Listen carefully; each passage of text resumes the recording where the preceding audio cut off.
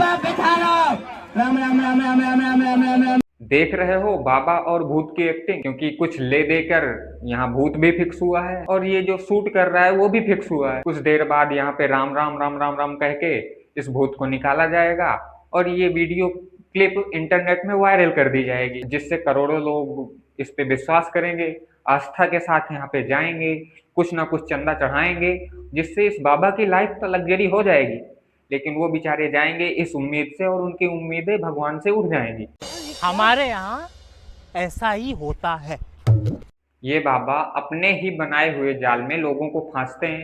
कुछ लोग इनके फिक्स होते हैं, वहाँ उनको बिठा दिया जाता है, सिर्फ उन्हीं को बुलाया जाता है, उनका भविष्य कुछ भी बता दो लेकिन वो बोलते हैं हाँ मैं यही सोच रहा था।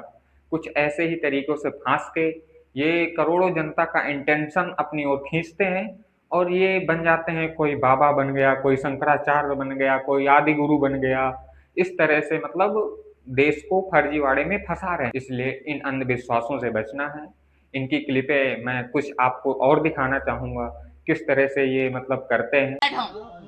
और दूसरी बात जो है, जो दरबार में आए हो लहसुन प्याज बंद करियो, जो तह बदनामी न करियो। लहसुन प्याज बंद करो तो हम जवाब डाले हुआ हम खड़े हुई हैं। जब जिस राह पे तुम चल रहे हो बेटा, एक दिन बुरी तरह फंसोगे।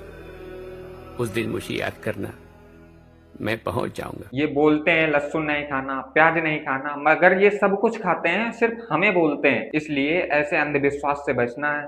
आज के लिए बस इतना ही, मिलते हैं नेक्स्ट वीडियो में, तब तक के लिए बाय।